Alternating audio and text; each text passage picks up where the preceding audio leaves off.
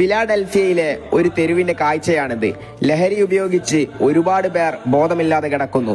ഒരുപക്ഷെ കേരളത്തിലെ തെരുവുകളിൽ ഇങ്ങനെ ഒരു കാഴ്ച കാണാൻ ഒരുപാട് കാലമൊന്നും വേണ്ടിവരില്ല.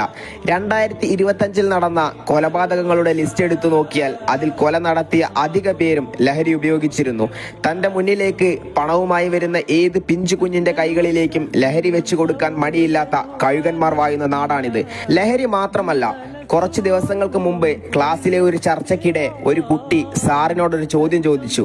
സാറേ, മാർക്കോ എന്ന് പറയുന്ന ഒരു സിനിമയുണ്ട്, എന്നാൽ എന്താണ് അതിന്റെ കഥ എന്ന് ഇതുവരെ മനസ്സിലായിട്ടില്ല. എല്ലാവരെയും കൊല്ലുന്നുണ്ട്, എന്തിനെന്നറിയില്ല. ഈ അടുത്തിടെ ഇറങ്ങിയ മലയാള സിനിമകളുടെ കഥകൾ അന്വേഷിച്ചപ്പോൾ അത്ഭുതപ്പെട്ടുപോയി. മാർക്കോ, പണി, ആവേശം, ചുരുളി, ജല്ലിക്കെട്ട്, കില്ല്, വളർന്നു വരുന്ന നമ്മുടെ കുട്ടികൾ കണ്ടു ശീലിക്കാൻ പോകുന്ന സിനിമകളാണ് ഇവയെല്ലാം. എന്നാൽ മറ്റൊരു സത്യം എന്തെന്നാൽ ഇതുപോലെയുള്ള സിനിമകൾക്ക് മലയാളത്തിൽ ലഭിക്കുന്ന സ്വീകാര്യത വളരെ വലുതാണ്.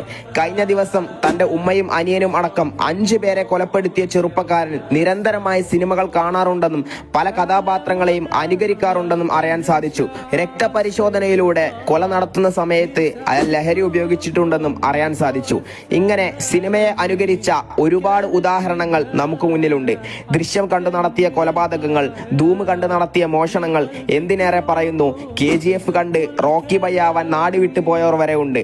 നമ്മൾ കേട്ട പല കൊലപാതകങ്ങളിലും സിനിമയ്ക്കും ലഹരിക്കും വലിയ പങ്കുണ്ട്. സിനിമ കൊലപാതകങ്ങൾക്ക് പ്രചോദനമാകുന്നുണ്ടെങ്കിൽ ലഹരി അവയ്ക്ക് ധൈര്യം നൽകുന്നു. ഇതെല്ലാം കേൾക്കുമ്പോൾ നബി സല്ലല്ലാഹു അലൈഹി വസല്ലമ തങ്ങൾ പറഞ്ഞ ഒരു വചനമാണ് ഓർമ്മ വരുന്നത്. ജനങ്ങൾക്ക് ഒരു കാലം വരും, അന്ന് കൊന്നവർക്കറിയില്ല താൻ എന്തിനാണ് കൊന്നതെന്ന്, കൊല്ലപ്പെട്ടവർക്കറിയില്ല താൻ എന്തിനാണ് കൊല്ലപ്പെട്ടതെന്ന്. ഈ യുവതലമുറയെ നശിപ്പിക്കുന്ന ലഹരികൾ പിഞ്ചു കുഞ്ഞുങ്ങളിലേക്ക് എത്തിക്കുന്ന കൈകളെ നിങ്ങൾ കണ്ടിട്ടും കണ്ണടയ്ക്കുകയാണെങ്കിൽ ഒന്നേ പറയാനുള്ളൂ, അധികാരികളെ നിങ്ങളാണ് പ്രതി.